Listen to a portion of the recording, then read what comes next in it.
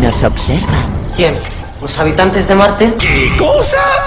Misterios al atardecer ha llegado. Una puerta a los enigmas y a los temas más insospechados.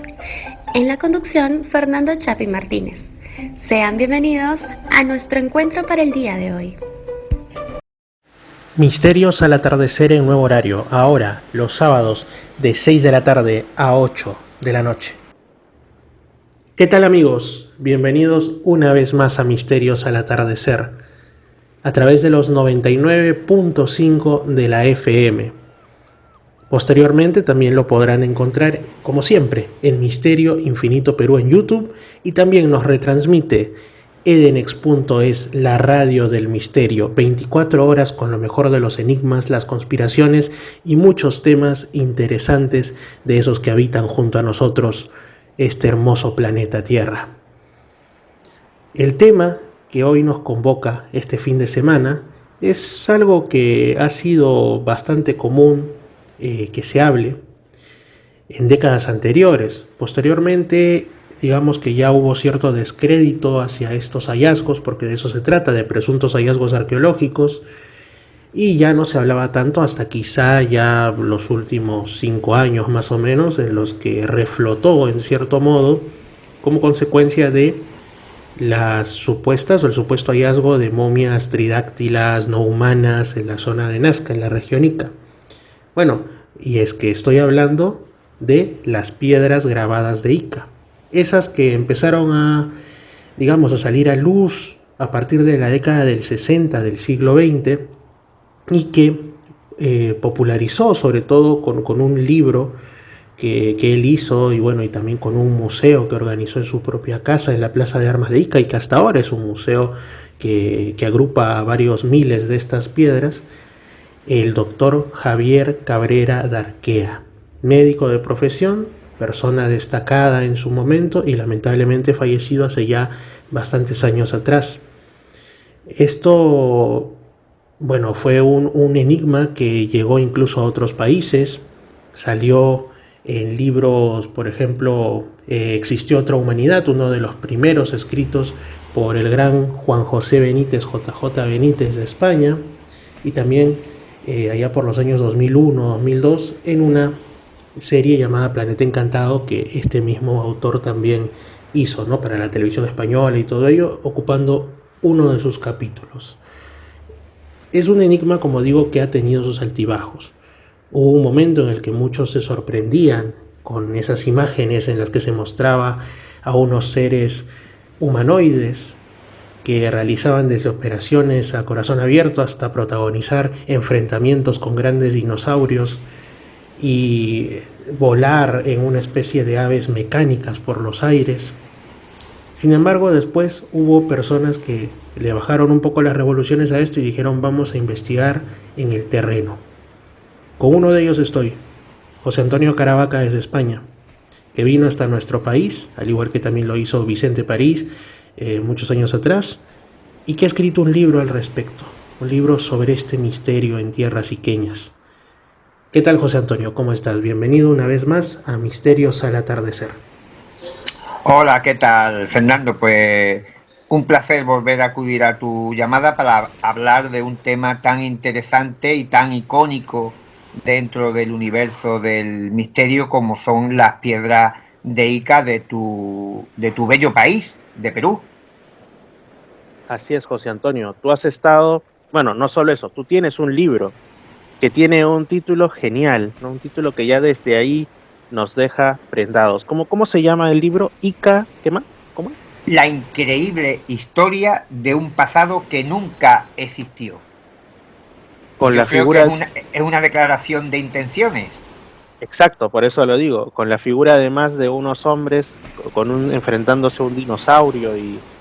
a todo color y todo este tema. Sí, realmente es un libro que atrapa desde su portada y también desde el título, con el que ya te va diciendo que no es precisamente que se vaya a exponer lo de siempre, ¿no?, que la humanidad gliptolítica y esas cosas como que realmente hubieran acontecido. Pero no es solo que hayas escrito un libro, sino que el libro está basado en lo principal: investigación de campo. Coméntanos, por favor, cómo han sido estas investigaciones, el proceso de gestación del libro y todo lo que tenga que ver sobre este misterio aparente de las piedras de Ica? Bueno, pues imagino que como muchos de los que en su día nos interesamos por el mundo de las anomalías, de los hechos forteanos, del fenómeno ovni, también cayó en nuestra juventud un libro, una lectura apasionante, muy atractiva, publicada por Juanjo Benítez, llamada Existió otra humanidad, un libro que publicó ya en el lejano 1975, y en esa obra el escritor navarro pues hablaba sobre el sorprendente y desconcertante descubrimiento que había ocurrido en una pequeña región del Perú, en Ica, donde un médico, un prestigioso cirujano, Javier Cabrera de Arquea, había reunido ni más ni menos que cientos, miles de piedras grabadas, las cuales decía que pertenecían a una humanidad desconocida por nuestra ciencia, una humanidad que habitó el planeta Tierra hace millones de años y que, entre otras maravillas, había convivido, mejor dicho, había luchado con los grandes saurios, con los dinosaurios, por la supremacía del planeta. Y en esas rocas grabadas que el doctor Cabrera mostraba en infinitas estanterías dentro de su propio despacho, de su casa colonial situada en el centro histórico de Ica, pues se veían escenas que eran oficialmente imposibles para la arqueología de la zona. En ella se veía tanto motivos de zoología, biología, astronomía, medicina y geología, pero desde un punto de vista nunca antes contemplado, porque todo parecía indicar que esa humanidad, esa civilización de la que no se tenía ningún tipo de noticias, pues dominaba algunos aspectos de la ciencia que aún a día de hoy nosotros no hemos podido o no hemos sido capaces de lograr, como por ejemplo el trasplante de cerebro, máquinas voladoras que se suspendían en el aire y que utilizaban para esta caza o lucha contra los dinosaurios. Y al contrario, Fernando, ¿qué ocurre con la mayoría de los enigmas que nos atrajeron en la juventud? En este asunto, en el affair de las piedras de Ica, teníamos pruebas, teníamos miles de piedras grabadas que se podían ver, que se podían tocar, que se podían analizar, y que, como digo, no era una cosa común, habitual en estos asuntos forteanos, donde siempre se queda uno con la duda, con los testimonios de personas que o han visto un platillo volante o se han topado con el Bigfoot o con el monstruo del lago Ness. Pero en Perú, en Ica, había supuestas evidencias de lo que se afirmaba por parte de este médico, que, como digo, era muy prestigioso, descendía incluso del fundador de la ciudad de Ica, y por tanto todo hacía prever que probablemente en poco tiempo pues se haría como una suerte de anuncio oficial donde se diera a conocer este magnífico y, como digo, sorprendente, asombroso descubrimiento arqueológico. Pero pasaron los años e inexplicablemente no llegaba esa confirmación por parte ni de las autoridades ni de ningún otro experto, de ningún otro arqueólogo, historiador, que confirmara, reafirmara la crónica que estaba trasladando el doctor Javier Cabrera de Arquea sobre su hallazgo, que, como digo, estaba representado en miles de piedras en su museo, entre las 4 paredes de su casa en la Plaza de Armas en Ica. Hay acopiada una cantidad que ronda las 11.000 piedras. Por tanto, resultaba tremendamente sospechoso que ante tal volumen copioso de evidencias, pues no hubiera una postura oficialista sobre el tema y se hubiera dedicado tiempo y esfuerzo por parte de las autoridades pertinentes para dar a conocer este hallazgo. Claro, el doctor Javier Cabrera decía que en ciertos estamentos del Perú aquello era un asunto muy incómodo, porque sería como tener que reescribir la historia de nuestro pasado, puesto que no había ningún tipo de registro sobre esta humanidad. Pero, como digo, el paso de los años hizo que este añejo misterio envejeciera no de la mejor forma, y en el año 1996 una investigación conducida por un buen amigo, gran investigador español, Vicente París, demostró que, analizando en laboratorio algunas de las famosas piedras que se encontraban en la zona de los Cucajes, en Ica, en Perú, pues se veía que eran de manufactura moderna. Los análisis microscópicos se hallaron incluso restos de las lijas metálicas que utilizaban los artesanos para labrar estas rocas. Incluso, para mayor escándalo, Vicente París en los análisis destacó que se veían incluso las trazas de los lápices de colores que se utilizaban para dibujar el diseño sobre la piedra, sobre el cual posteriormente se trabajaba labrándola. Por tanto, todo parecía que era demasiado evidente como para haber pasado desapercibido durante tanto tiempo, y aquello fue un varapalo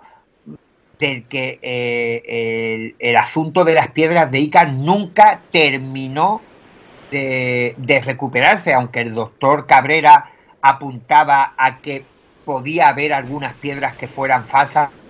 pero que dentro de su museo todas eran auténticas. Pues ya de alguna manera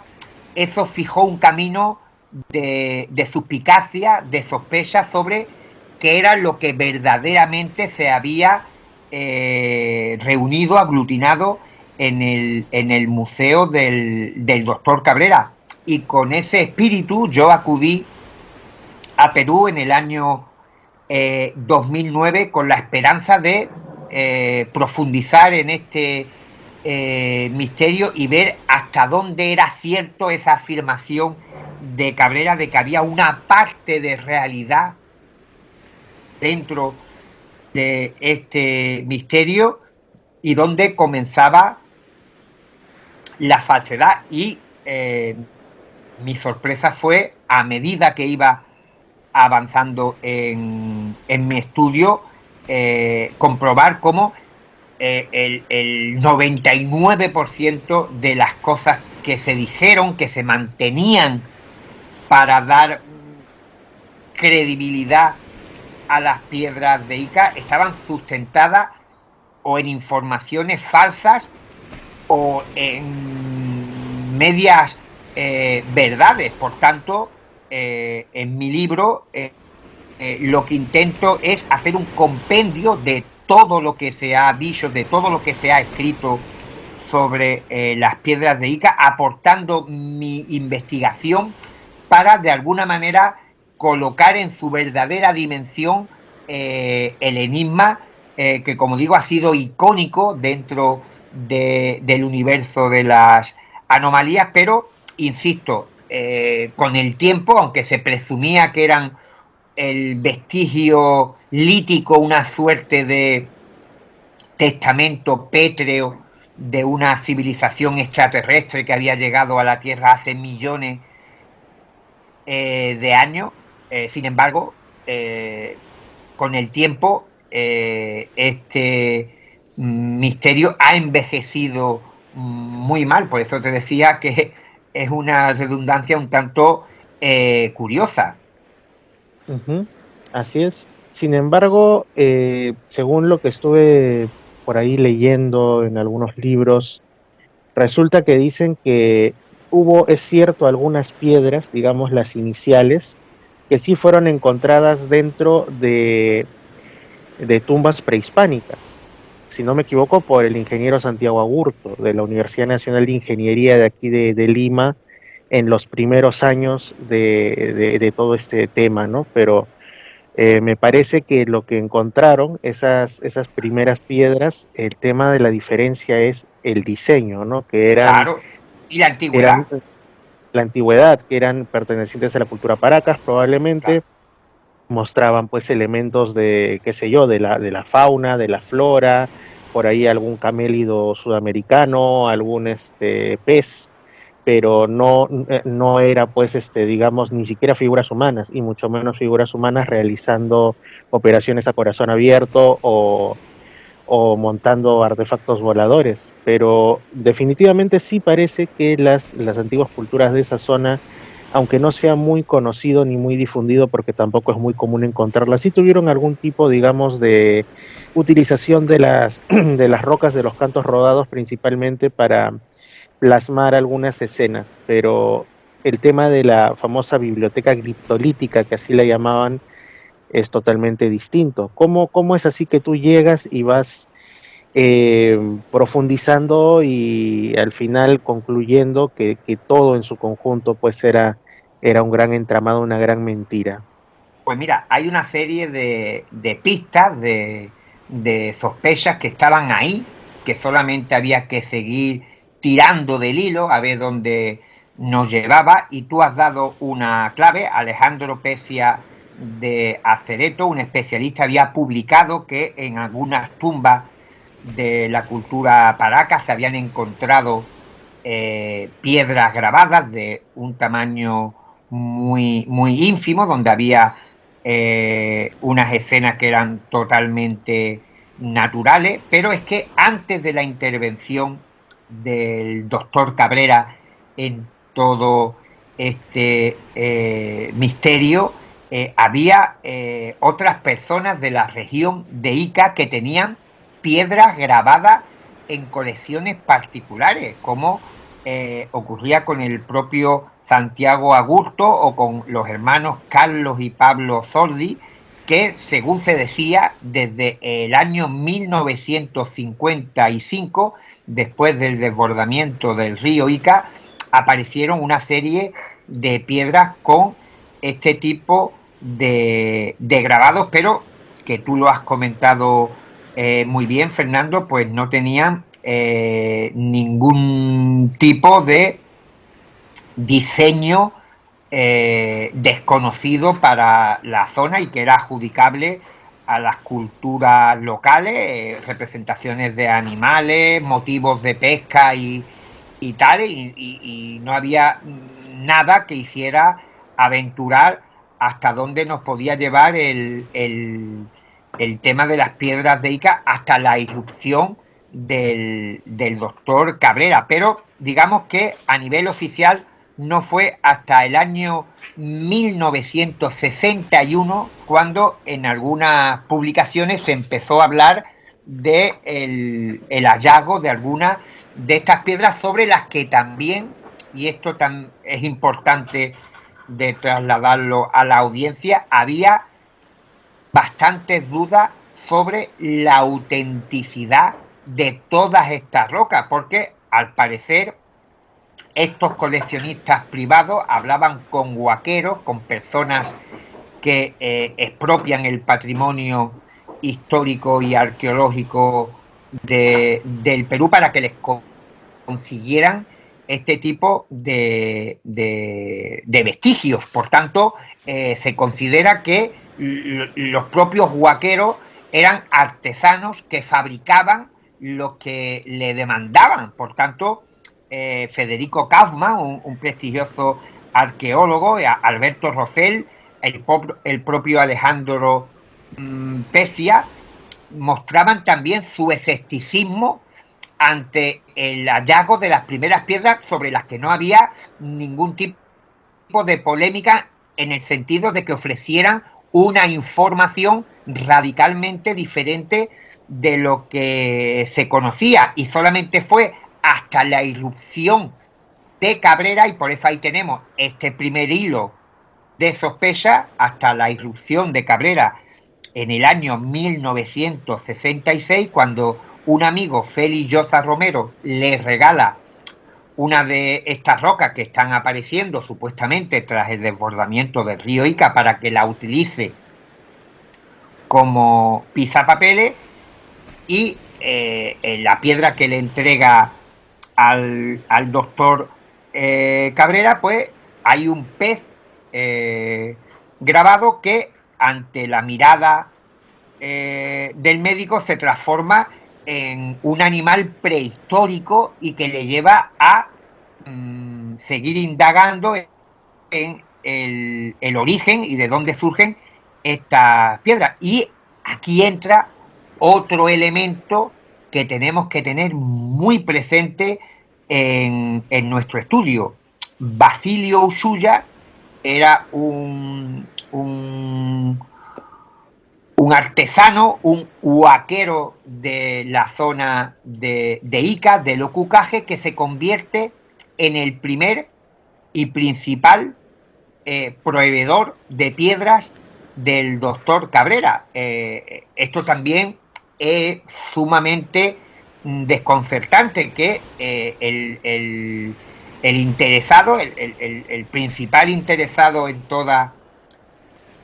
esta cuestión, el doctor Cabrera, no se preocupara por ir personalmente al lugar donde se decía, donde Ushuaia le comenta que hay un yacimiento enorme de piedras grabadas. Y no se sabe muy bien por qué el doctor Cabrera se fía completamente de Ushuaia, y este le lleva las piedras a su domicilio previo pago, aunque eran cantidades muy, muy bajas, pero sí era un flujo constante de, imagínate, hasta las 11.000 piedras que llegó a amontonar en su museo, aunque no todas provenían de Ushuaia, pero como digo, era su principal suministrador. Esto ya dibuja ahí un halo, una atmósfera un tanto extraña, curiosa, de que el doctor Cabrera, que hablaba de que esto era el mayor hallazgo arqueológico, no solo de Perú, no solo de América, sino del mundo, pues no se preocupara de ir personalmente, de documentar fotográficamente o a través de filmadora las extracciones de piedra de aquel lugar. En un primer momento, Ushuaia le transmite supuestamente al médico iqueño de que existe como un depósito gigantesco en el cual, a modo de biblioteca, hay enterradas miles de piedras, y tal es el caso, esa comparativa con una biblioteca normal y corriente, que el doctor Cabrera le va pidiendo diferentes motivos que son los que les interesan: las piedras dedicadas a la medicina, en los que se vean luchas con dinosaurios, y Ushuaia, como si acudiera a un recinto municipal, a una biblioteca, pues extraía las piedras que le interesaban a la persona que le pagaba por ella. Y yo creo que este era uno de los aspectos más difíciles de confrontar con la realidad, que en una zona del Ocucaje, del desierto, que por cierto, historiadores, arqueólogos como Federico Kaufmann mostraba su asombro de cómo en un área que había sido rastreada desde hace decenas de años por diferentes expediciones arqueológicas, porque era una zona de evidente valor histórico, pues nadie se hubiera dado cuenta de que allí bajo el desierto, bajo las arenas del Ocucaje, había 50, 60.000 o 100.000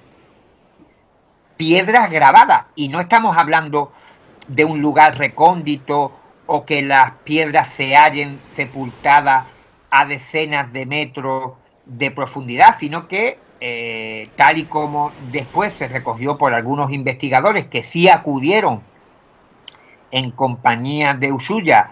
a desenterrar piedras, pues se evidenció que estas estaban prácticamente a 1 metro, metro y poco de profundidad. Por tanto, se sumaban una serie de elementos de sospecha que, como digo, que esto ocurriese en una zona, en un área que había sido investigada previamente, no solamente por expediciones y grupos de arqueólogos del Perú, sino por expertos de otras naciones, pues no hacían sino estrechar un poco el círculo en torno a que aquello podía ser producto de un gigantesco fraude. Pero el tercer elemento, para centrarnos un poco en la conversación, lo da el propio suministrador, Basilio Ushuaia, cuando el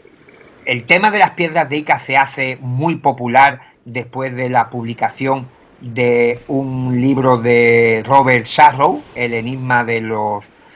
Andes. Pues imagínate, las autoridades quieren saber qué está ocurriendo en Ica, que son esas piedras grabadas que están apareciendo en esa parte del desierto. Y en el año 1975 la revista Mundial y las autoridades acuden a la casa de Basilio Ushuaia para que éste diga la verdad de las piedras de Ica, si pertenecen a un yacimiento arqueológico o si por el contrario son fruto de una manufactura reciente que se está haciendo pasar como si fuera algún tipo de vestigio histórico. Y ante la sorpresa de los fotógrafos, de la propia policía que acude al domicilio de Basilio Ushuaia, este es capaz de reproducir en muy poco tiempo, en escasos minutos, una piedra de las mismas características, idénticas a las que se hallan dentro de las 4 paredes del Museo del Doctor Cabrera. Inmediatamente el propio médico, después de ver la publicación, y algunos otros entusiastas y defensores de la realidad de las piedras de Ica, argumentaron, no sin cierta razón, que el pobre Ushuaia no iba a reconocer ante las autoridades que era el expropiador del patrimonio histórico peruano, para que hubiera acabado con sus huesos en la cárcel, que no tuvo más remedio que mentir, entre comillas, y decir que él era el que fabricaba las piedras. Pero claro, aquí lo importante es que el principal suministrador de piedra del doctor Cabrera era capaz de reproducir las piedras que tenía el médico en su museo, porque si él hubiera dicho, Ushuaia, que las piedras eran falsas, no hubiera hecho falta que él las reprodujera. Simplemente él hubiera afirmado ante las autoridades y los medios de comunicación que todo se trataba de una farsa y hubiera tenido el mismo efecto que cuando él las reproduce. Él las reproduce porque evidentemente es capaz de conseguir el mismo tipo de grabado, porque eran idénticas a las que tiene el doctor Cabrera en su museo. Y yo creo que ya solamente con estas pocas pistas que he dejado en el aire, pues queda patente que había muchas cosas que se habían pasado por alto en este hacer de las piedras de Ica. ¿Mm? José Antonio, ¿y qué opinas tú, por ejemplo, ya lo has mencionado, ¿no? Lo has mencionado, aquellos que investigando son conducidos por Basilio Uchuya al lugar donde él supuestamente desentierra directamente desde un lejano pasado estas piedras grabadas. Uno de ellos, quizá porque, bueno, tuvo más difusión lo que hizo y porque ya estaba hecho de un nombre desde largas décadas para cuando lo realizó, fue JJ Benítez, que en Planeta Encantado, como también lo mencioné al inicio, muestra directamente cómo unos obreros, un personal del lugar, está desenterrando en las arenas y él mismo, recuerdo las palabras que decía. Textualmente lo que él mencionaba era, miren, mira, terreno completamente apelmazado, ¿no? Como diciendo, y algo así como que este es un momento histórico, o sea, como diciendo, sí, miren, las rocas verdaderamente están en tierras muy antiguas, no han sido puestas el día de ayer, ¿no? Por decirlo así. Así que esta es la prueba de que estamos ante un verdadero enigma. Y así yo creo que ese fue el revival, yo creo que ese fue el renacimiento de un misterio que ya estaba, como bien dices, languideciendo, que ya estaba quedando dormido, pero en ese 2001, 2002, cuando sale Planeta Encantado, esto recorre el mundo y vuelve la gente nuevamente a prestarle interés a las piedras de Ica como un enigma con base real, ¿no? ¿Tú qué opinas de este tipo de cuestiones? A mí me sorprendió porque, bueno, Benítez en el documental afirma que lo que pasa es que era un yacimiento secreto para evitar que otros le expolien, una cuestión así, y que cuando hacen la toma del video, se aprecia como que no es que esté en medio del desierto, Sí, perdido de la nada, sí, sino que abajo hay terrenos de cultivo, sí. evidentemente. Mira, hay una información siguiendo el hilo de lo que comenta Vicente París, que en la década de los 90 estuvo visitando en repetidas ocasiones el lugar del hallazgo, supuesto hallazgo de las piedras grabadas de Ica, allí en el Ocucaje, y así me lo comentó en una de las múltiples conversaciones que mantuve para la elaboración de este libro. A él le sorprendió eso mismo que tú estás diciendo, que cuando Ushuya le lleva a la porción concreta del desierto donde brotan estas piedras, pues le coge un poco fuera de juego el ver que no es un sitio apartado, recóndito o de difícil acceso, sino que está junto a una carretera, que hay gente pasando por el lugar, o sea que desde la década de los 60 hasta los 90, que Ushuya, como suministrador de las piedras de Ica, iba a esa zona a coger piedras. Si aquello fuese mínimamente real, muchos otros hubieran acudido también allí a sacar piedras, pero nadie iba. Esto quiere decir que el mismo que las desenterraba era el que las ponía allí. Y claro, cuando Vicente París me comenta esto, después en el documental queda también evidenciado de que el lugar donde se encuentran estas piedras no está ni apartado ni es desconocido para la gente del lugar, por tanto allí podía ir todo el mundo, y aparte que no hacía falta un ímprobo trabajo de excavación para sacar estas piedras grabadas, sino que se encontraban a pocos metros de profundidad. Y la historia original que cuenta Cabrera Usulla, ambos, es que había un depósito, como un lugar, se daba a entender que era como un habitáculo, una cueva, donde estaban almacenadas estas miles de piedras. Pues eso se disolvió por completo en toda la maraña originada con el paso de los años en torno a las piedras de Ica, y ya simplemente se hablaba de que aparecían enterradas en distintas partes del desierto. Pero si hacemos un cálculo, y si las estimaciones más prudentes hablan de que desde 1966 pues se han podido desenterrar entre 50 y 80 y hasta 100.000 piedras grabadas,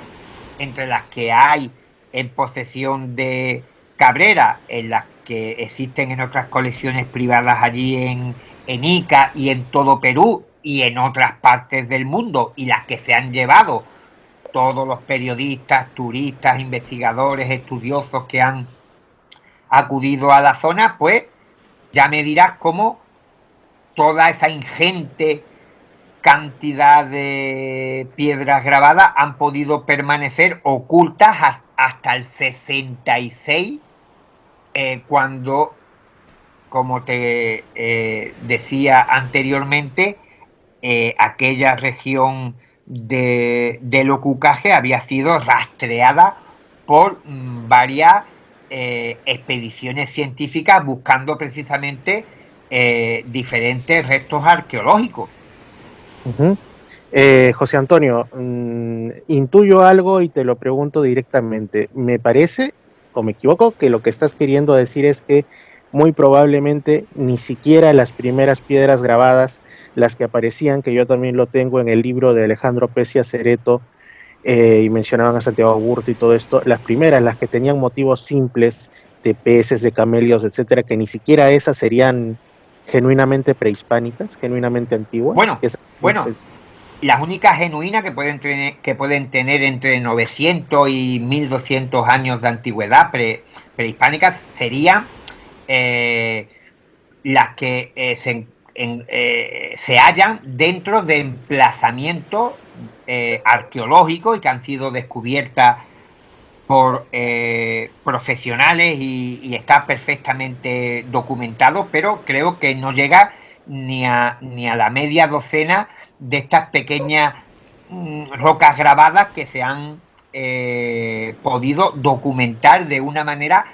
fehaciente, pero que no tienen ningún motivo relacionado con la humanidad gliptolítica ni con la lucha de dinosaurios. Y como digo, también es probable que se haya podido hallar algunas de estas rocas originales y que la colección de los hermanos Zordi o de Agurto o de algún otro coleccionista privado de Ica pueda ser auténtica, pero como digo, no tiene nada en común con lo planteado, defendido y publicado por el doctor Cabrera, ni por todos los que creyeron en la historia de la humanidad gliptolítica, pero que incluso antes de la participación de Cabrera, antes de que se hablase de nada extraño ni desconocido, pues ya existían ciertas dudas porque, y no es una cosa nueva, de que la mayoría de los huaqueros eran hábiles artesanos y que eran capaces de reproducir cualquier tipo de pieza arqueológica. Y si ha habido algo en la historia de la arqueología en Perú, es que ha habido bastante gente dedicada a la producción de piezas falsas, actuales, que se vendían y que se colocaban como si fueran ciertas. Por tanto, la irrupción de Cabrera, y al solicitar determinadas piedras, hizo que proliferaran sobre todo todos aquellos grabados y diseños que eran más atractivos para el médico iqueño y para los propios turistas e interesados en esta temática. Ujú. Lo que sorprende también es que, bueno, algunos mencionan que cómo es posible que una persona humilde, digamos, sin mayores estudios, más allá de los estrictamente básicos, como Basilio Chuya, y quizá también otro grupo de personas de similares características a su alrededor, pues haya logrado plasmar cuestiones, ya no digamos como los dinosaurios y todo eso, que sea como sea por cultura popular, han llegado hasta nosotros a menos a modo de algunas imágenes, sino también operaciones del corazón, trasplantes del cerebro, o sea, cuestiones que pues,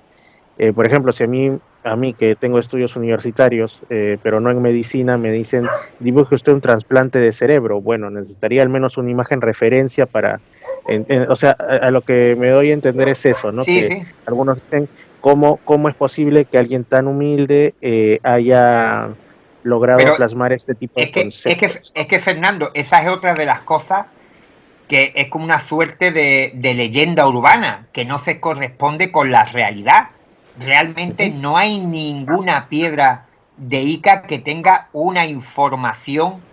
técnica eh, que sorprenda a los especialistas, a los científicos, porque lo curioso, y yo creo que ha sido lo que le ha dado la verdadera dimensión a todo esto de las piedras de Ica, es que por un lado teníamos miles de piedras con diferentes grabados y por otro lado la interpretación, la lectura que le daba el doctor Cabrera y la decodificación que hacía, la lectura como si fueran las páginas de un libro era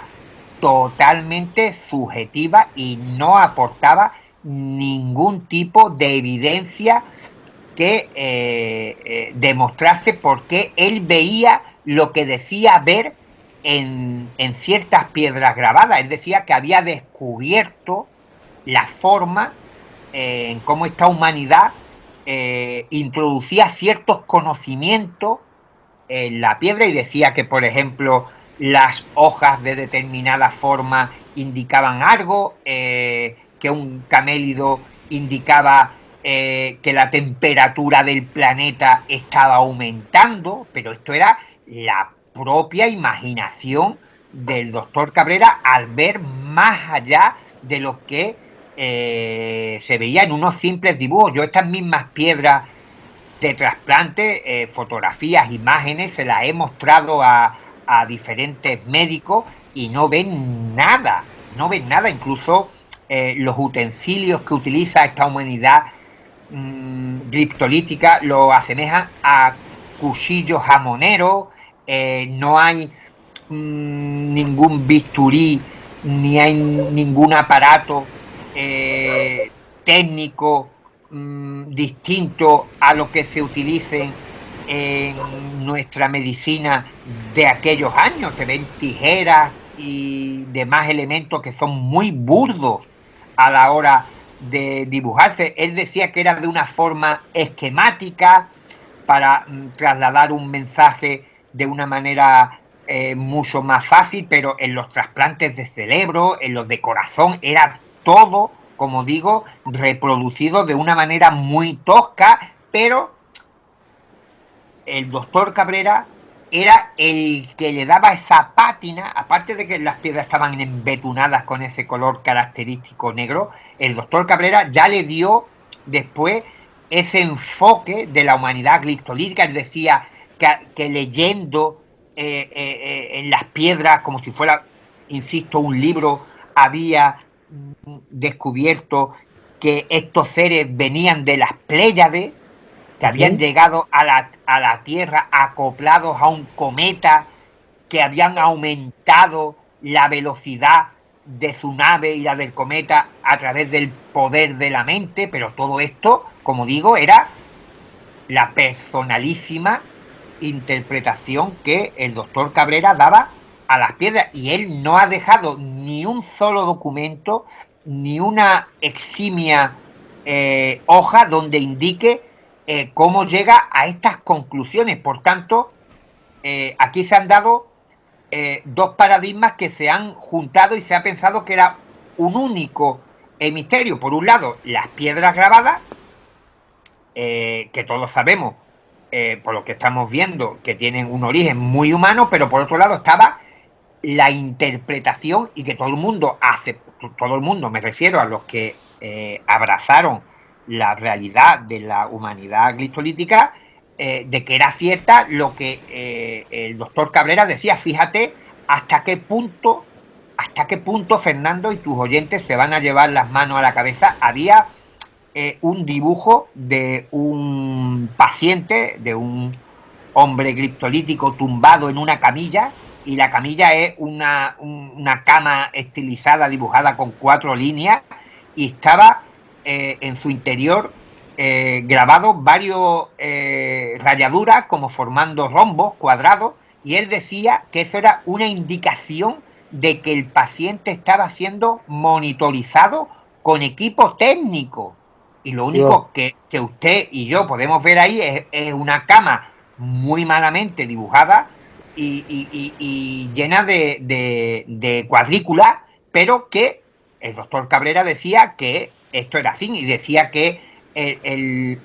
algunas plumas que tenían algunos de estos hombres glistolíticos indicaban que eran científicos, otros que eran médicos, pero como digo, lo lógico hubiera sido que todo esto hubiera quedado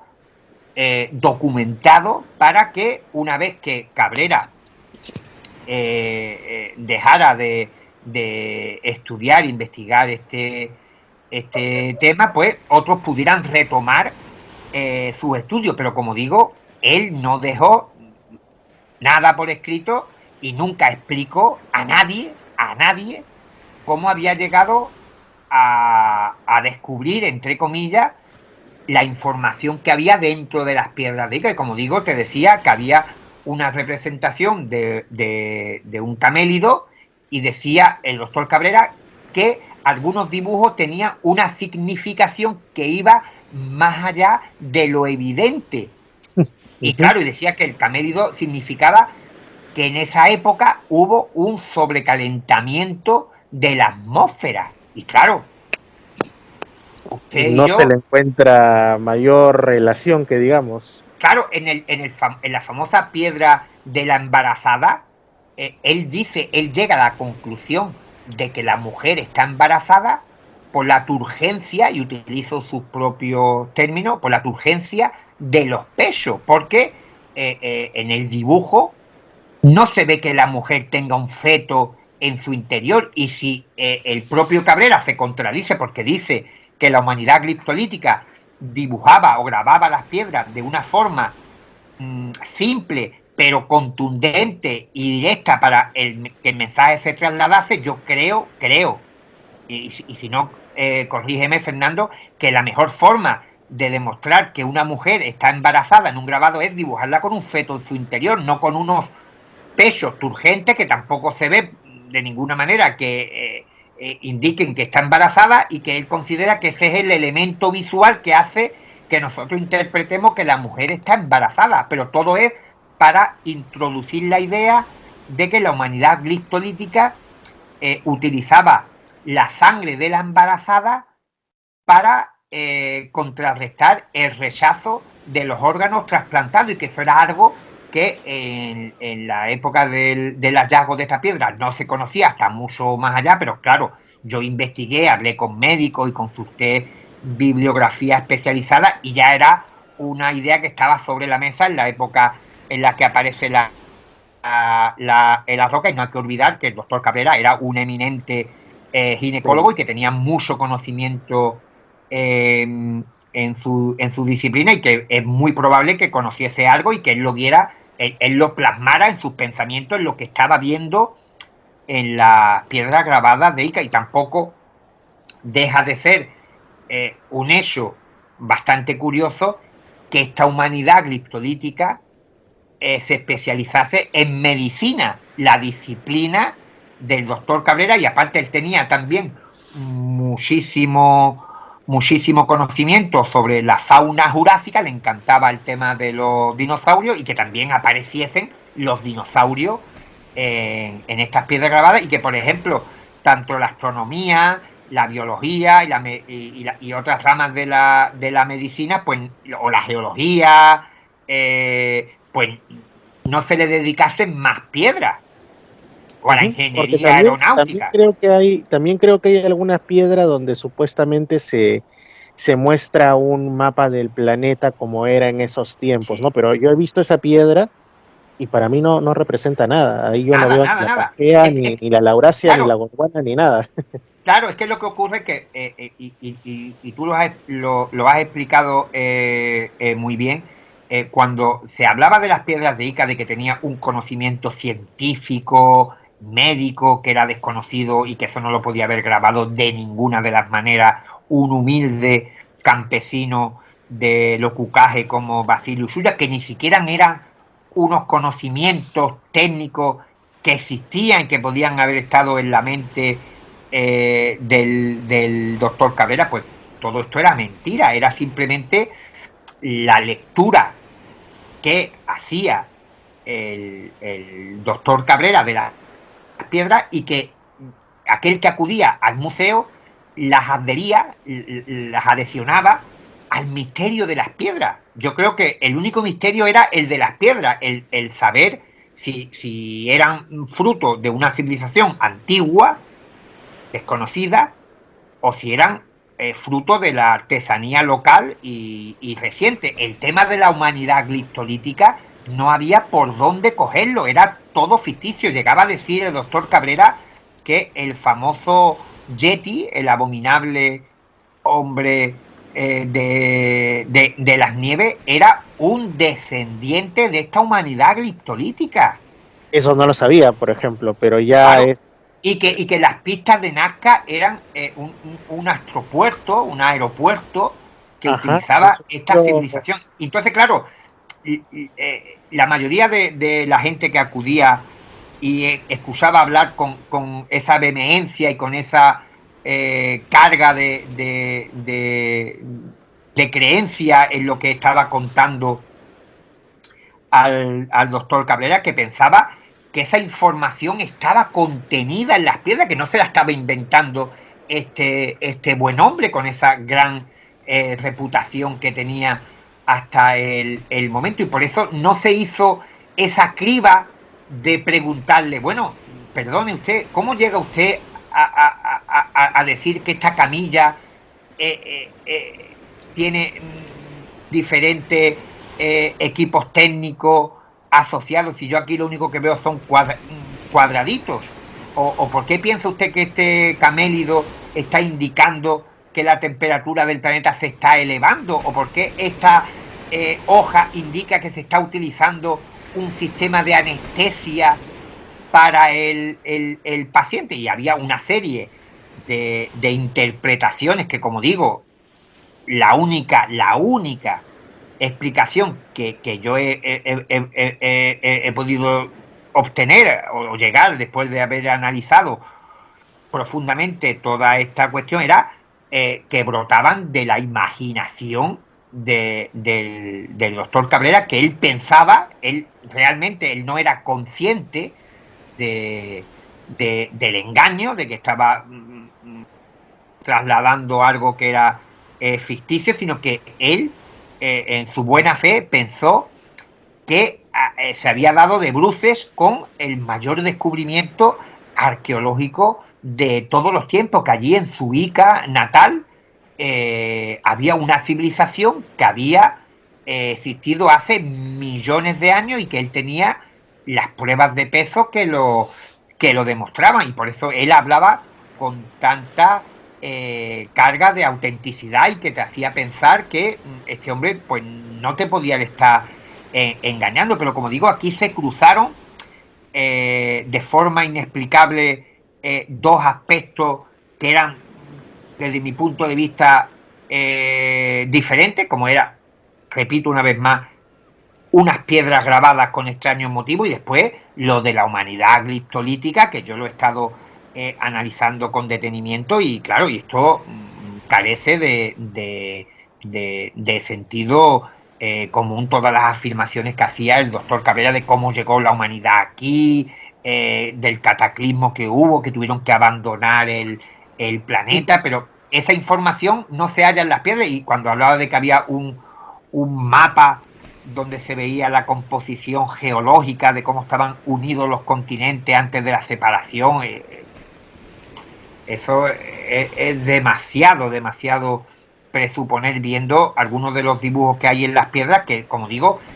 tienen errores de bulto. Las representaciones de los dinosaurios no son naturalistas ni son realistas, son como los que haría un niño de 8 años después de ver Parque Jurásico. Así es, por ejemplo, una imagen de un saurópodo con elementos de un estegosaurio, como las placas No. en en el lomo y cosas así, Claro, que, bueno. el estegosaurio, por ejemplo, todo el mundo sabe porque lo ve incluso en los muñecos de goma pequeños que venden con reproducciones de dinosaurios que tienen las aletas dorsales de forma octogonal, y sin embargo en las piedras de Ica aparecen de forma triangular. Así es. En los dedos del mamut también se equivocan, y por tanto eso que se decía, por eso quiero ser muy persistente en esta idea, lo que se decía de que las piedras de Ica tenían unas representaciones zoológicas, como si un científico las hubiera reproducido con una visión fotográfica. Esto es totalmente falso, cuando uno, y sobre todo que la mayoría de las piedras que hay en el museo del doctor Cabrera se han podido llevar a cabo en cuestión de minutos. Hay muy pocas piedras, que las hay, donde se ve que se han trabajado con tiempo, con esmero y con dedicación. La mayoría de piedras se ve que están hechas en un momento. Hay fallos, como digo, en el grabado. Muchas figuras de los hombres cristolíticos tienen representados los ojos por debajo de la línea de la nariz, como si fuera un bigote. Incluso hay, fíjate, para mayor clamor al cielo, hay un hombre gliptolítico con una lupa en la mano como la de Sherlock Holmes, pero curiosamente uno de los utensilios que más utilizaba el doctor Cabrera era la lupa para examinar, para darle esa atmósfera de estudio, de gabinete, de arqueólogo e historiador a lo que hacía. Y probablemente Usuya, como otros artesanos de la zona, suministraban a Cabrera de lo que él necesitaba. Y lo que yo no entiendo, el estado mental de Cabrera, en el sentido de que él estaba totalmente convencido, estaba totalmente entregado a la causa. Él se peleó incluso con la alta sociedad de Ica, fue expulsado de la Casa de la Cultura que él mismo fundó. Fíjate, él mismo fundó la Casa de la Cultura en la ciudad de Ica, y cuando él montó originalmente el museo en las dependencias de la Casa de la Cultura, pues sus compañeros, amigos íntimos, muchos de ellos, le hicieron ver o intentaron hacerle ver que aquello no tenía ningún sentido, que aquello no era real. Y entonces él, en vez de cuestionarse de haber ido al lugar donde aparecían estas piedras, haber hecho una indagación más crítica, pues se limitó a considerarse como una suerte de perseguido, de persona que va a revelar una gran verdad y que toda la sociedad, los científicos se ponen en su contra, y le hizo todavía encerrarse aún más en su idea embrionaria en aquellos instantes de la existencia de esta humanidad gliptolítica. Pero como digo, fíjate que Erich von Däniken, uno de los padres de la astroarqueología, que empezó a relacionar en la década de los 60 y 70 algunos yacimientos arqueológicos y algunos descubrimientos en algunos países con la probable visita de seres extraterrestres a la humanidad en esos tiempos remotos. Tras visitar el Museo de las Piedras de Ica, de conversar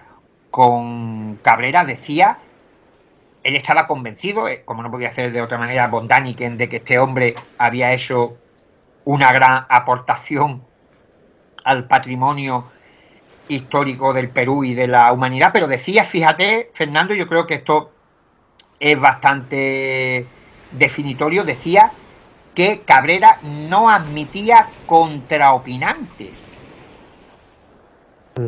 Y lo decía von Däniken, que era un hombre que veía la manufactura extraterrestre detrás de una pirámide, detrás de un busto, y absolutamente todo, sí, así de un jeroglífico, y sin embargo él veía que esa vehemencia, esa contundencia que tenía a la hora de argumentar sus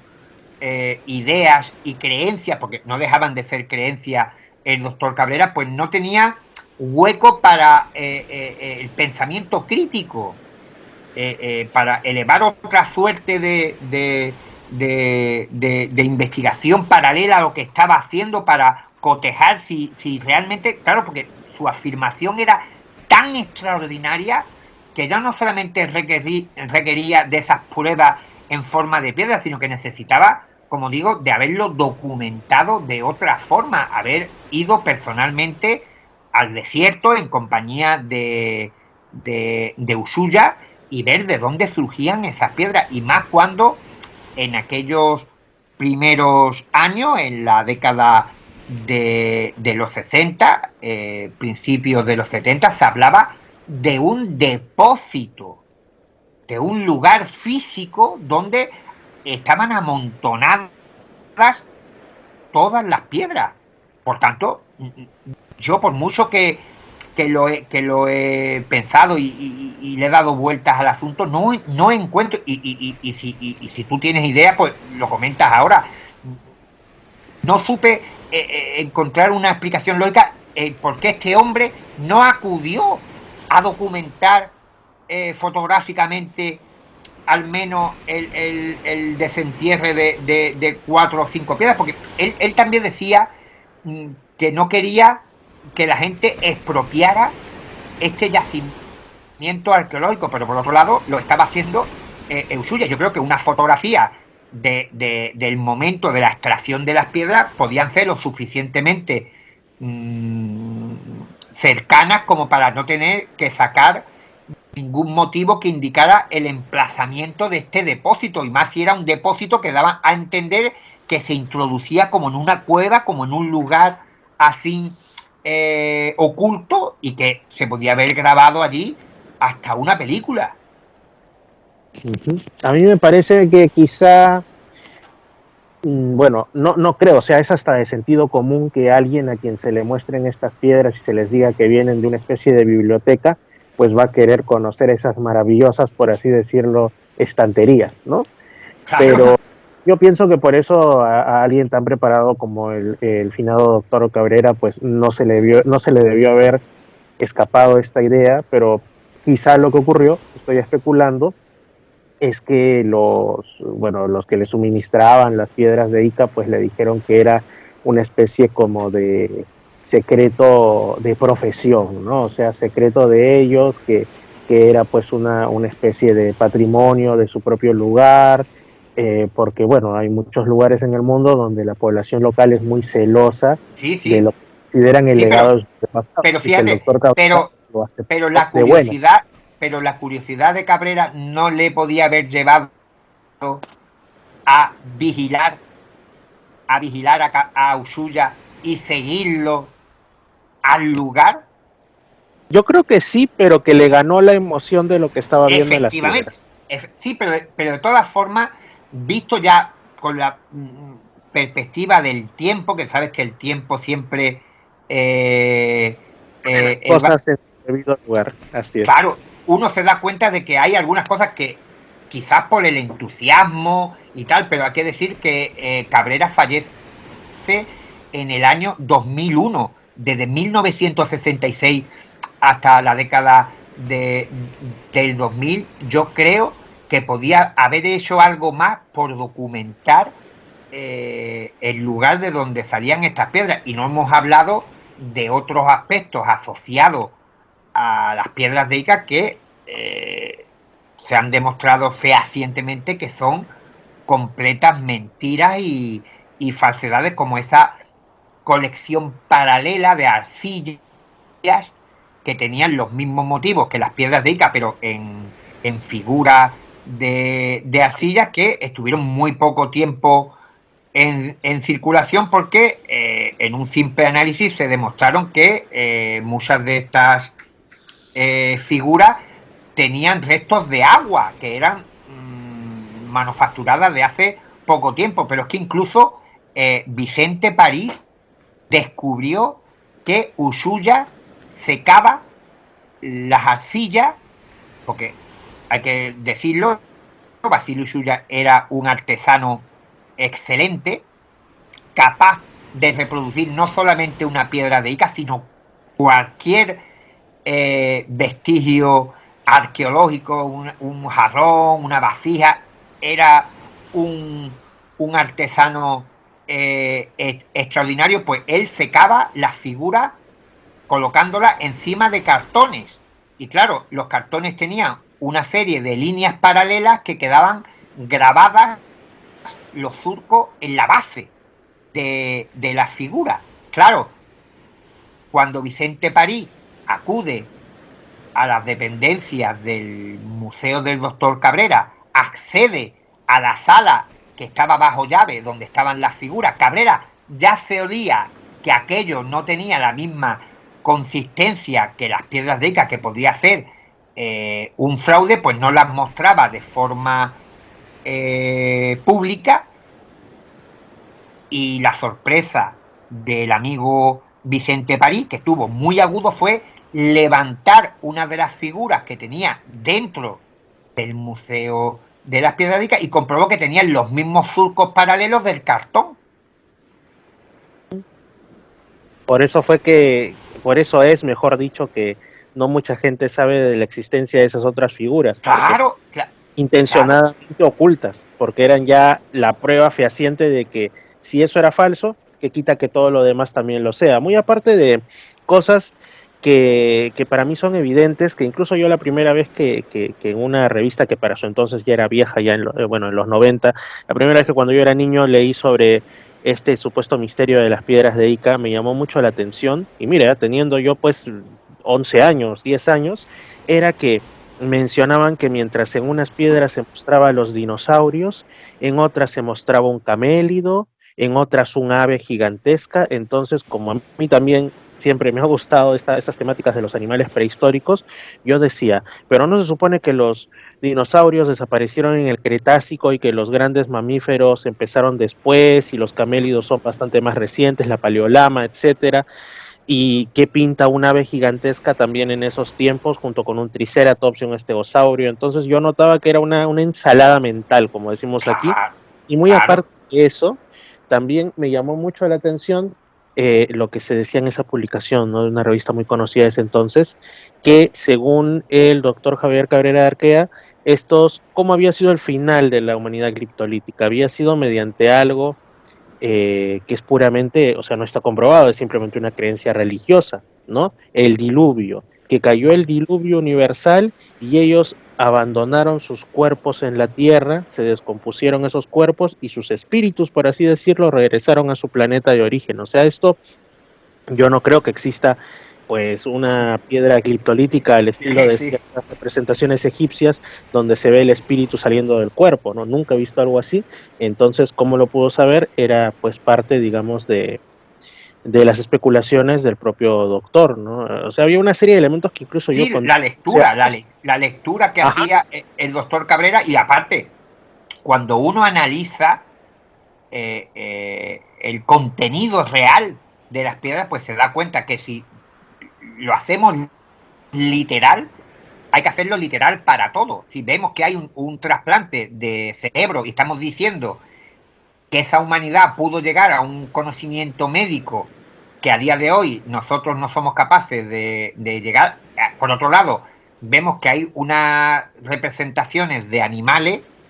que abarcan periodos de millones de años de diferencia. Por tanto, ¿cuánto tiempo estuvo esta humanidad en la Tierra? Ese es uno de los talones de Aquiles más evidentes de estas muestras de las piedras de Ica, y lo que mencionabas del supuesto astropuerto, por llamarle así, o omnipuerto, como se le quiera llamar, de Pampas de Nazca. Incluso aparece en el propio libro del doctor Javier Cabrera Arquea esquematizado, y él dice que el medio que tenían estas naves, ¿no?, que ya las pone como platillos directamente, ¿no?, para estar a tono con lo que más en ese tiempo era el típico platillo volante del disco, pues que era mediante una especie como de cuestiones electromagnéticas que como que tomaban impulso y salían hacia el espacio, pero en ninguna de las... Pero fíjate, Fernando, perdona que te interrumpa, y se me vaya la idea de las líneas de Nazca. Para todos los que nos estén escuchando, imagino que habrá muchas personas que crean que las piedras de Ica son ciertas, incluso después de haber escuchado muchos de los argumentos que estamos poniendo sobre la mesa. Voy a dar otro dato, ahora que comentas lo de Nazca. En el museo hay piedras grabadas donde se ven los famosos dibujos que se ven en la pampa de Nazca, y hay representaciones grabados de la araña, del mono, de los motivos más conocidos en aquellos años, pero sin embargo no hay ni una sola piedra del astronauta,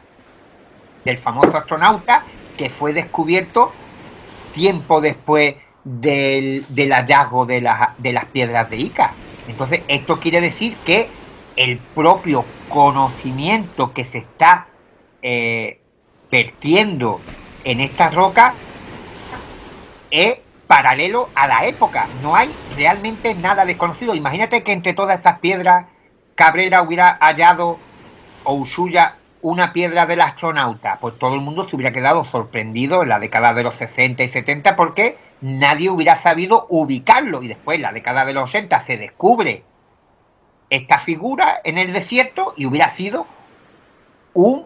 una prueba de que esa información no era conocida, pero sin embargo solamente tenemos representaciones en las piedras de Ica de los motivos más conocidos de Nazca. Digamos, de los que todos conocen, así sea por los folletos de promoción turística. Claro, ¿no? Sí, el colibrí, el mono, bueno, sí, la araña. Pero mira, pero fíjate, y para que aquel que todavía esté empeñado en defender la autenticidad de las piedras de Ica, hasta el año 1975 los hombres gliptolíticos eran representados de una forma concreta, y curiosamente a partir de ese año comienzan a verse hombres gliptolíticos con rodilleras y coderas, y Vicente París descubre que en casa de Ushuaia el huaquero artesano, más artesano que huaquero en este asunto, tenía un calendario del año 1975 donde hay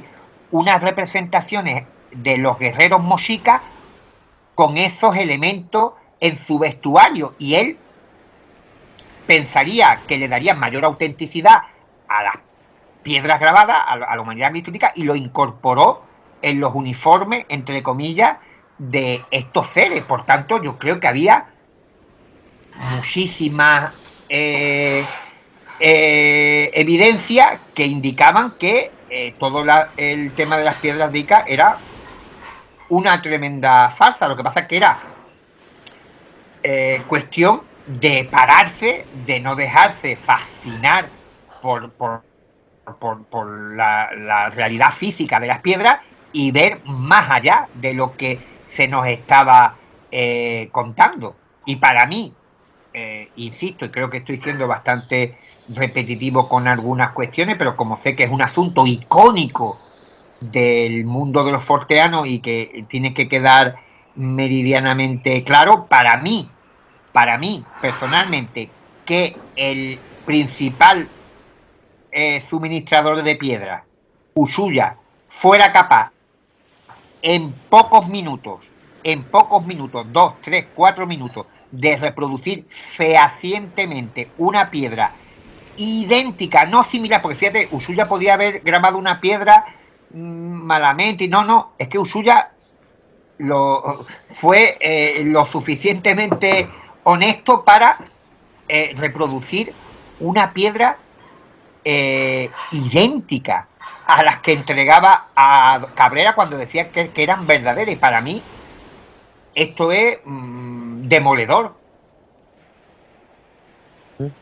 Sí, definitivamente. Y sin embargo, pues todavía forma parte, llamémosle así, del folclore ufológico y del mundo de los enigmas y anomalías en general. Pero sí, definitivamente yo creo que ya tiempo atrás este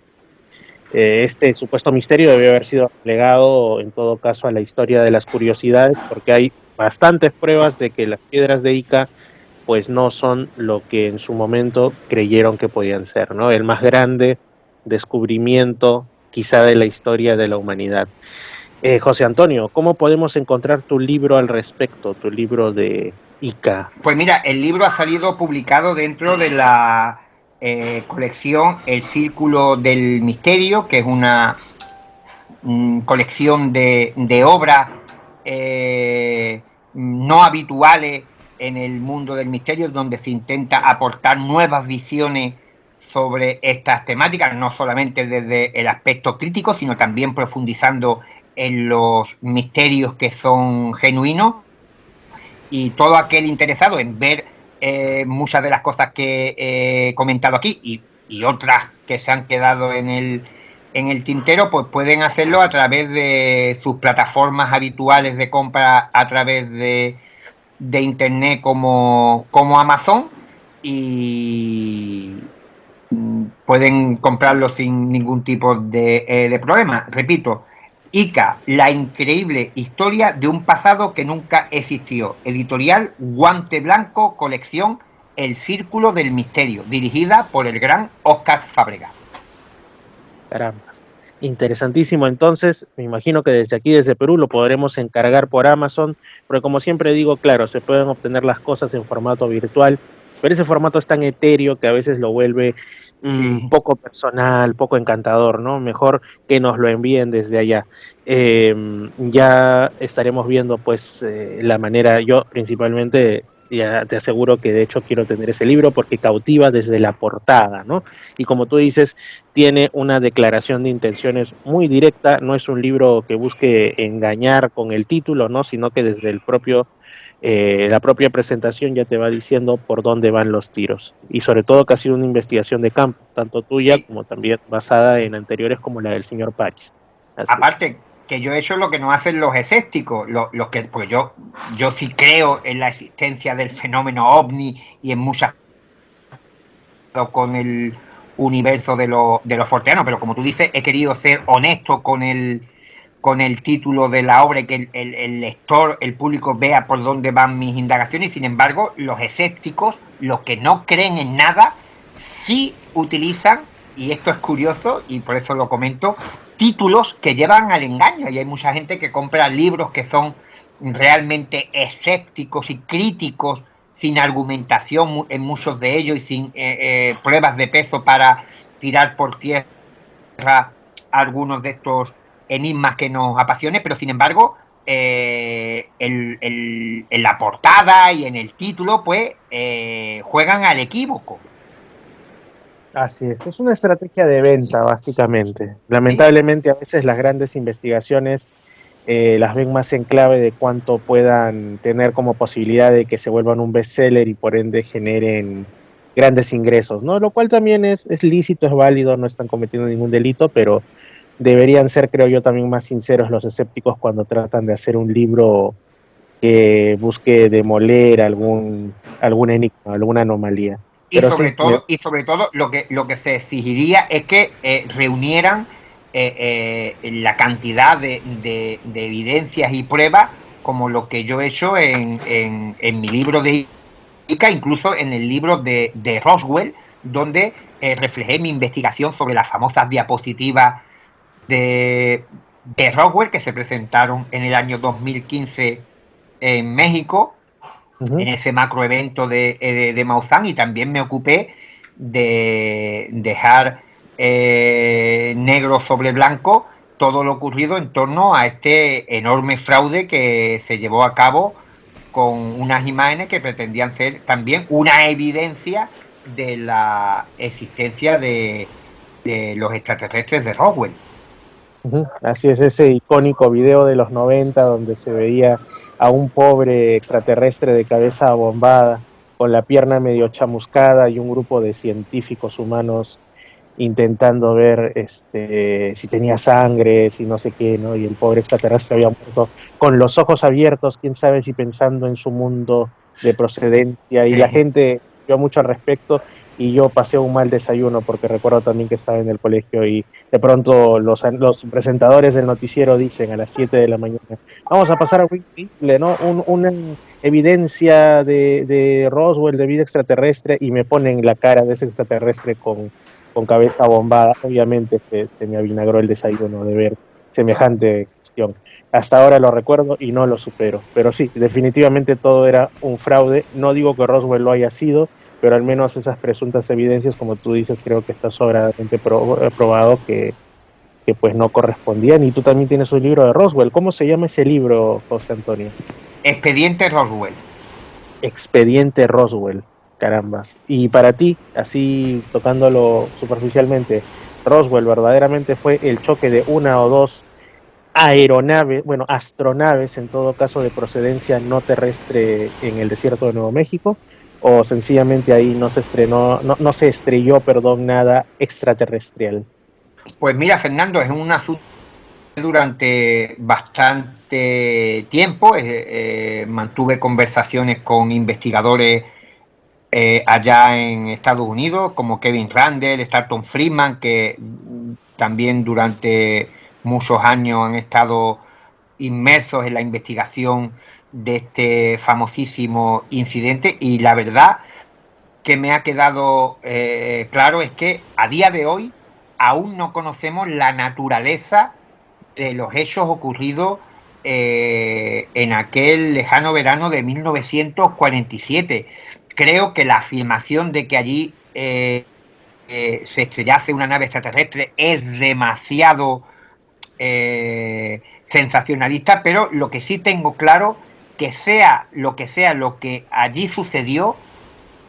aún lo desconocemos, y deja la puerta abierta para muchas cuestiones donde la posibilidad de la recuperación de un platillo volante siniestrado queda, como digo, ahí en el aire, pero también quizá a que se realizase cualquier tipo de experimentación secreta a un nivel que todavía no podemos calibrar, porque tampoco se entendería esa cortina de silencio, y sobre todo para mí lo más extraño es que si allí no ocurrió nada, como tantísimo testigo ha surgido contando cosas relacionadas con Roswell. Lo que sí creo es que las autoridades, el ejército o la CIA el operativo encargado de custodiar la información derivada de este suceso, aún no la conocemos, no ha sido publicada, no ha sido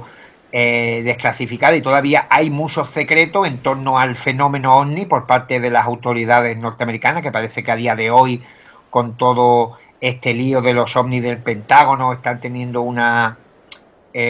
postura más aperturista que en décadas pasadas, pero es que de años atrás todavía hay muchos expedientes y hay mucha información que nunca se ha llegado a publicar, y por tanto, si queremos que realmente cambien las cosas, no solamente es que ahora tengan esa manera pública de tratar todo lo relacionado con los fenómenos aéreos no identificados, sino que además lo hagan con esos archivos, con esos documentos que llevan ya, repito, varias décadas enterrados en algún recóndito lugar de los Estados Unidos. Uh-huh. Y sobre todo que ahora último hay un baile de acrónimos respecto al fenómeno OVNI, ¿no? O sea, antes eran a nivel oficial, bueno, ya los OVNIs o los UFO, ¿no? Pero después pasaron a ser los FANI o los UAP, ¿no? Que aquí son las siglas de una universidad que perdió su licencia. Pero a mí me sonaba siempre eso, me parecía horrible eso de que un guapólogo, un fanílogo, etcétera. Sí. Y después ahora son los AOI, si no me equivoco, o algo así, o una cosa incluso impronunciable que justamente, si no me equivoco... Objetos aerotransportables no identificados, o algo así, que se han sacado de la manga, y lo que están haciendo es todavía alejarse un poco de la órbita de los platillos volantes, de lo extraterrestre, de lo extraordinario, de lo sobrenatural, y lo están aproximando hacia el escenario de una posible existencia de una tecnología militar aeronáutica por parte de alguna potencia extranjera, enemiga de los Estados Unidos, que está operando en territorio, en espacio aéreo restringido de los Estados Unidos, y yo creo que por ahí van a derivar ahora el tema, después de todo este follón que han formado desde el 2017, que se dieron a conocer esas famosas filmaciones y historias relacionadas con los fenómenos aéreos no identificados. Yo creo que este es entonces el resurgir de una teoría que se creía muerta, pero fue clásica, ¿no? La de el enemigo ruso o el enemigo chino o el enemigo quién sabe de qué país, que está con tecnología secreta, quizá robada a los nazis, o quién sabe, desarrollada en algún desconocido laboratorio, vigilando la seguridad estadounidense y amenazándola, ¿no? O sea, vuelta, digamos, a lo que se creía de la Guerra Fría. Claro, volvemos otra vez al punto de reinicio en el 47, cuando alguna parte del gobierno norteamericano, del Pentágono, del Departamento de Defensa, del Estado Mayor, pensaba que en toda esta loca historia de los platillos volantes podría ocultarse algún tipo de aeronave, de prototipo vanguardista de los rusos, y que escudándose en toda esta paranoia formada por la gente que decía que estaban viendo naves de otros mundos, pues sirviera de tapadera para que estos artilugios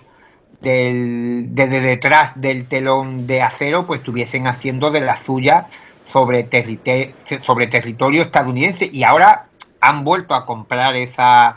narrativa, y argumentando que el estigma OVNI que hacía que muchos pilotos, muchos militares norteamericanos no informasen a sus superiores de que habían visto una extraña luz en el cielo, habían visto una aeronave desconocida junto a su avión, junto al portaaviones y tal, por temor al desprestigio y a las burlas, pues han querido hacer esta especie de campaña de marketing, anunciando que se toman muy en serio cualquier noticia, cualquier informe, cualquier avistamiento, indicando efusivamente que cualquier miembro del ejército y de los cuerpos de seguridad y de espionaje y tal, que tenga información o que sean testigos de cualquier evento aéreo anómalo, pues lo informen por los canales oficiales, porque pensaban que había un punto ciego en la cadena de comunicación entre la base y los analistas de inteligencia y del Departamento de Defensa, en los cuales no se estaba informando de ciertas actividades inusuales que se producían en los cielos, precisamente por ese estigma, por esa carga que llevaba asociada el tema OVNI, y que a raíz de todo este mare magnum formado, ese totum revolutum de los OVNIs del Pentágono, pues ha llevado a que ya esa carga social asociada a los platillos volantes desaparezca. Por eso se están utilizando nuevos anacrónicos, se están utilizando unas siglas y tal para revestir de una nueva nomenclatura a los platillos volantes de toda la vida, para que tengan respetabilidad, seriedad, y que un coronel, un piloto, un marinero que está en la cubierta y vea algo en el firmamento, pues no tenga ningún tipo de temor, y que tenga incluso los cauces, tenga a una serie de cuestionarios y de informes para remitir esa información a los canales superiores, porque a día de hoy tan importante es el armamento sofisticado, el tener las mejores armas, como el disponer de toda la información. Y por tanto la inteligencia pensaba que con el desarrollo de los drones, de los aviones no tripulados, y con una serie de prototipos aeronáuticos de vanguardia, pues el militar desprevenido, el piloto no habituado, pues podía confundirlo con un platillo ni de toda la vida, y que no se estuviese informando. Y muchos de estos objetos se ven en emplazamientos sensibles para la seguridad estadounidense, como en bases nucleares, en acuartelamientos, en sitios de maniobras del ejército. Y por tanto todo esto también ha tenido un interés por parte de los servicios de inteligencia, de que nadie tuviese temor a informar de avistamientos extraños en los cielos, que no se le iba a tomar por loco ni iba a ser objeto de burla, porque en estos últimos años grandes personalidades y militares de alto rango del Pentágono, de la Marina, de los servicios de inteligencia, han dicho que se están tomando muy en serio la cuestión de los ovnis. Así es. Y tú, que eres el autor de la teoría de la distorsión para explicar este tipo de eventos y otros del mundo de las anomalías, ya hemos hablado anteriormente de la teoría de la distorsión, así que no es necesario repetirse, porque ello, para quienes lo quieran volver a consultar, no solamente está en tu blog, que es Jacaravaca, no, es Caravaca arroba, no, caravaca.blogspot.com, ese es tu blog, ¿cierto? Sí. Bueno, quienes quieran saber de qué trata la teoría de la distorsión pueden entrar a caravaca.blogspot.com, o también tú has dado varias entrevistas al respecto para muchos canales, entre ellos para el mío, Misterio Infinito Perú. Hay 2 programas que anteriormente fueron emitidos por radio, conversando contigo sobre tu teoría de la distorsión. Pero bueno, puestos ya en ello, tú eres una persona un investigador de campo sobre todo, que desafía la HET, como la llamas, la hipótesis extraterrestre. Sí. Y ya que hemos tocado así, porque llegó, nunca mejor dicho, volando hasta nosotros el tema de Roswell, así sea rápidamente, noto que tú consideras que algo físico pudo caer o aparecer ese verano del 47 en Nuevo México. ¿Tú crees que al menos en este caso sí podría aplicar? ¿Habría alguna posibilidad, si sea mínima, de que la HET, la hipótesis extraterrestre, hubiese tenido validez para este caso? ¿Que realmente se tratase de la presencia de algo de otro mundo? Personalmente no. creo que no. No, personalmente creo que no. honradamente no puedo descartarlo porque no estoy en posesión de la verdad, pero si me preguntas a mí, yo considero que la hipótesis extraterrestre convencional no tiene hueco para explicar el fenómeno ovni. Y fíjate, te voy a decir una curiosidad. Con todo este tema de los ovnis del Pentágono que hemos estado hablando en estos últimos momentos, cuando uno escucha detenidamente, por ejemplo, a Lou Elizondo, que era el último director del programa APTIP para la identificación de amenazas aeroespaciales famosas, que ha salido publicado incluso en el New York Times, y la gente que investigó anteriormente para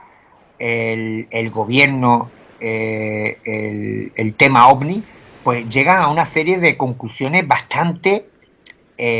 curiosas. La mayoría de los estudiosos y aficionados se quedan con las primeras capas de lo que comentan, de que los objetos se detectan en radar, que parecen ser aeronaves, que parece que van tripuladas, y todo esto, como casa muy bien con la hipótesis extraterrestre, inmediatamente compran el discurso y lo hacen suyo, pero obvian o no escuchan lo otro que comenta tanto Lou Elizondo como los informes que se estaban desarrollando dentro de estos grupos de investigación oficiales por el Departamento de Defensa, en los cuales se habla de que existen una serie de fenómenos anómalos asociados a la visión de estos UAPs, de estos fenómenos aéreos no identificados, que muchos testigos ovnis sufren en su casa, por ejemplo, fenómenos poltergeist, que hay una serie de circunstancias que son difíciles de explicar, incluso desde la perspectiva de la hipótesis extraterrestre, que hay como una especie de campana de silencio alrededor de estos objetos, que tienen una baja observabilidad, que son, aunque parecen ser aeronaves físicas porque se detectan por los distintos equipos de telemetría, en ocasiones a nivel visual no se perciben de una forma diáfana y clara, sino que parece que están envueltos en una especie de neblina o en algo que hace que no puedan ser perceptibles con la misma naturalidad que si uno estuviera viendo un helicóptero convencional. Y además, fíjate, en algunos informes, por lo que ha comentado Lou Elizondo, se ve que hay una interacción entre lo observado y el observador, y por eso, entre las teorías que maneja este buen hombre para explicar este tipo de manifestaciones, habla de las hipótesis extradimensionales y habla de cosas que todavía a nosotros se nos escapan, porque parece que algunos de estos objetos, por llamarlos de alguna manera, parecen anticiparse al movimiento, a los pensamientos de los pilotos estadounidenses, y en algunos de los documentos filtrados hay algunas frases que son muy parecidas a las que yo defiendo con la teoría de la distorsión, en eso de que lo observado está siendo interferido por el observador. Y ahí hay unas ramificaciones que van mucho más allá de lo que abarcaría la hipótesis extraterrestre convencional. Pero como digo, tanto los medios de comunicación, la mayoría de los investigadores y seguidores del tema, solamente se han quedado con lo más elemental, con las primeras capas de lo que se está trasladando a la opinión pública, porque confirmaría su expectativa sobre el origen del fenómeno ovni y esa soñada procedencia alienígena al uso de unos seres que han manufacturado una nave en algún recóndito lugar del cosmos y han llegado aquí sorteando las enormes distancias siderales, pero, como digo, si uno presta atención a esas mismas fuentes, no tienen que irse a otras, a esas mismas fuentes que le están dando esa serie de datos que concuerdan con sus hipótesis, verán que hay otra serie de informaciones que apuntarían hacia una posibilidad aún mucho más compleja, aún mucho más difusa, desconcertante y anómala y forteana, si me apuras, que la referida a la de los visitantes extraterrestres. Poco a poco y quizá no tan lentamente en realidad, el discurso al menos oficial que viene principalmente desde Estados Unidos y en realidad también diversos investigadores se están dando cuenta, a diferencia de la cultura popular que va más lento, pues para la cultura popular siguen siendo extraterrestres e incluso marcianos en el peor de los casos, realmente se van dando cuenta de que hay algo más que una simple presencia de aeronaves físicas, para colmo metálicas, no sea muy terrestres, sino que hay mayor interacción, incluso en los casos de simple observación, de la que pudiera aparecer entre eso que aparece y el ocasional observador. Tiene justamente lo que tú has mencionado, ¿no? Y de eso también hablé en más de una ocasión en el programa, de que persona que tiene encuentros ovni, curiosamente también ha tenido o a partir de ahí tiene una vida en la que le ocurren sucesos paranormales, sucesos de otros tipos que también entran dentro de ese cajón desastre del mundo de los enigmas, pero que no tendrían por qué ocurrir si sencillamente has visto una supuesta astronave que iba de paso visitándonos el planeta X, ¿no? Entonces, sí me parece, y realmente por eso remito a que quienes les interese lean sobre lo que es esa teoría de la distorsión que tú has creado y que además estás profundizando aún más en conceptos como el del agente externo, ¿no? Aquello que aparece y que es lo que provoca ese cambio, digámoslo así, en la percepción del ser humano observante. Muchas gracias entonces, José Antonio, y ya estaremos conversando de seguro en más de una ocasión próxima. Vale, pues ha sido un auténtico placer y te mando un fuerte abrazo a ti y a toda tu audiencia. Muy bien, José Antonio. Entonces, recapitulando para que nos quede claro, los nombres de esos libros: Expediente Roswell, sobre lo último que hemos estado hablando, Ica, así que esos dos libros, y para quienes quieren saber más de la teoría de la distorsión, uno de tus libros efectivamente se llama Distorsión, pero hay más. ¿Cuáles son esos libros? Pues hay un libro también que pertenece a la colección, es El Círculo del Misterio, que se llama Encuentros cercanos con ovnis, una introducción a la teoría de la distorsión, de la editorial Guante Blanco, y también de esta misma de este sello editorial, mi libro Distorsión, dedicado exclusivamente a desarrollar mi teoría ya con mayor amplitud y con páginas, sobre todo. Y se viene el libro sobre el agente externo, tengo Sí, entendido. el próximo libro que saldrá publicado, ya imagino, para el primer semestre del 2022, que ya prácticamente lo tenemos en lo alto, estará dedicado a seguir indagando, porque la teoría de la distorsión no es una idea que tengo fija en la mente, sino que va constantemente desarrollándose y ampliándose, porque se está creando en estos mismos momentos, o se sigue creando en estos mismos momentos, y creo que va a sorprender mucho, sobre todo por algunos de los contenidos que ofrezco en el próximo libro. Así es, esquemas, no solamente escritura, sino también para quienes te seguimos en redes sociales, hay esquemas, hay dibujos, hay cosas muy interesantes que De todo. hacen más entendible para el público común esto de la teoría de la distorsión, que incluso ya hasta en otros idiomas se han publicado artículos. Tengo entendido que en Polonia, por ejemplo, en Italia han hablado de tu teoría, así que Sí, digamos... bueno, he tenido suerte de que ha sido una idea que ha cuajado bien entre los compañeros investigadores de diferentes partes del mundo y ha llegado a sitios impensables para mí en un primer instante, como Estados Unidos, Brasil, Francia, Italia, Polonia, Portugal, Brasil, Argentina, Chile, y no me quiero dejar ningún Grecia, y la verdad que estoy muy contento con la recepción general que ha tenido mi planteamiento. A pesar de que todavía hay un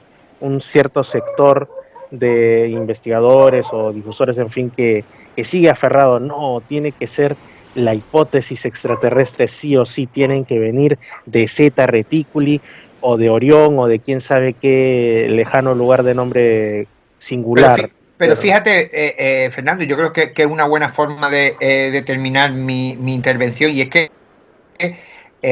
la teoría de la distorsión, y es uno de mis mantras más comunes cuando hablo de ella, no resta ni un ápice de misterio ni de enigma en torno a las apariciones del fenómeno ovni, sino simplemente apunta en otra dirección distinta, no opuesta, porque es radicalmente diferente a la extraterrestre, pero que de alguna manera podría no solamente explicar este paradigma, sino otros asociados a las visiones y encuentros con extrañas y misteriosas entidades, criaturas y seres que nos han salido al paso a lo largo de los años. O sea, que no es una idea excluyente del universo forteano, ni que restrinja todo al universo de lo mental, de lo psíquico, de la histeria, ni del espejismo, ni nada parecido, sino que abre una puerta que durante mucho tiempo algunos investigadores también han considerado como muy posible escenario explicativo para este tipo de apariciones, que yo he retomado muchas de estas aportaciones teóricas, les he dado una vuelta, una nueva revisión, y creo que sobre todo hay que tener en cuenta que la teoría de la distorsión lo que pretende, más que dilucidar el origen del fenómeno ovni, que también se mete ahí, es decodificar el modus operandi de las manifestaciones, por qué vemos lo que vemos y por qué lo vemos de esa forma, porque en la forma, y valga la redundancia, en cómo se producen estos encuentros ufológicos, hay mucha más información de lo que hemos creído y que podrían descifrarnos ese modus operandi, que sería para mí el primer paso para alcanzar qué hay detrás de estas insólitas apariciones, no como la mayoría de hipótesis que van directamente al origen, saltándose el proceso intermedio, que no es tan intermedio, porque es lo único de lo que disponemos los investigadores para analizar. No tenemos ni los platillos, ni los cuerpos de los seres para hacerle la autopsia, ni para analizar los restos en laboratorio de una palanca o de un trozo de nave. Lo único que tenemos son los testimonios de personas que dicen que han tenido una serie de eventuales encuentros con algo desconocido, y sobre esa información, sobre esas decenas, centenares, miles de narraciones, podemos extraer una información valiosísima sobre ese modus operandi, que para mí reúne y esconde las verdaderas claves del fenómeno, más que las apariencias, sino la forma en la cual esas manifestaciones se dejan ver por los testigos. Así es, porque al final, si vamos a ser más concretos, como bien dices, lo que nos queda del fenómeno ovni son muchos testimonios, dentro de ellos grupos de personas que dicen ser contactados y tener una serie ya de cuestiones incluso hasta espiritualistas o religiosas, un poco de tierra quemada de algunos lugares, algunas muestras, digamos, vegetales de los círculos de las cosechas. Nos quedan así poquitas cosas, pero nada concluyente, porque como bien has dicho, pues hasta ahora no tenemos, pues, en caso lo lleven, ¿no? El tren de aterrizaje de un objeto de otros planetas supuestamente, o el cuerpo que se sepa de uno de los misteriosos tripulantes. Así que sí, pues en realidad es muy poco lo que tenemos aún más allá de testimonios sobre el fenómeno OVNI. Así es, José Antonio. Y bueno, entonces, ahora sí, muchas gracias y estaremos conversando en una siguiente ocasión. Gracias por estar en Misterios al Atardecer. A ti, Fernando, un abrazo. Un gran abrazo hasta España. Amigos, ha sido todo por el programa de hoy. Hemos estado con José Antonio Caravaca, investigador de aquellos de campo y además que lo expone en brillantes libros sobre, en este caso empezamos hablando de las piedras de Ica, misterio que él vino aquí a Perú a investigar, al igual que Vicente París y otros más. Y pues nos ha llevado el tiempo, el programa a discurrir incluso hasta sobre el caso Roswell, para que ustedes vean que lo amplísimo que es el misterio y lo cortas que se hacen 2 horas de programa. Un fuerte abrazo y pues hasta el siguiente sábado con una nueva edición de Misterios al Atardecer, como siempre a las 6 de la tarde a través de Imperial 299.5 para toda Lima Sur, y después los programas se cuelgan en Misterio Infinito Perú en YouTube. También saludos para quienes nos escuchan en edenex.es, la radio del misterio. Nos vemos. Excelente semana para ustedes. Misterios al Atardecer en nuevo horario, ahora los sábados de 6 de la tarde a 8 de la noche. Elemento nacional en Misterios al Atardecer.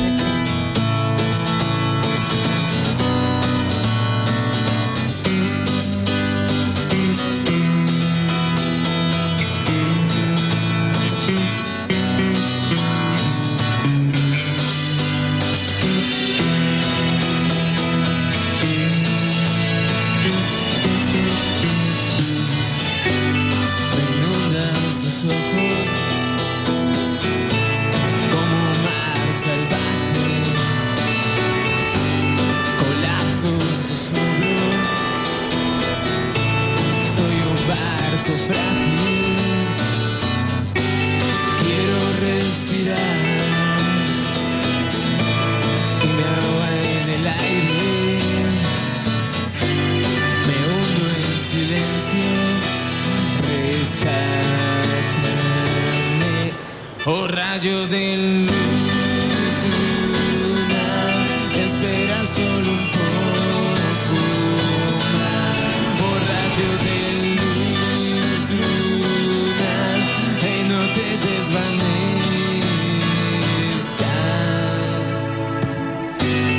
Me mojan sus labios salados. Presagio de un pronto naufragio. Quiero despertar y me cubren sus besos, me ahogan sus aguas. Rescátame, oh rayo de luz, luna, espera solo un poco.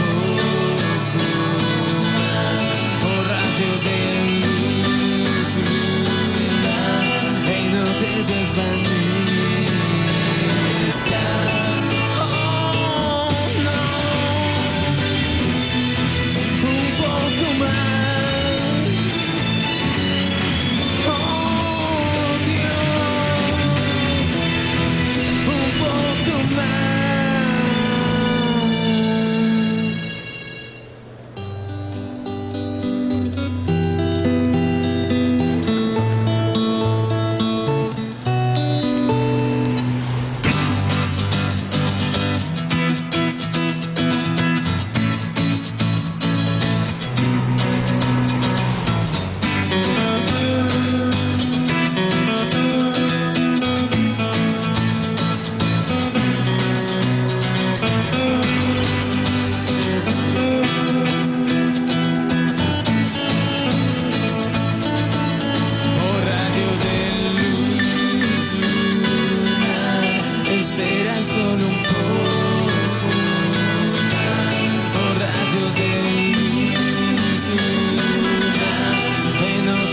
van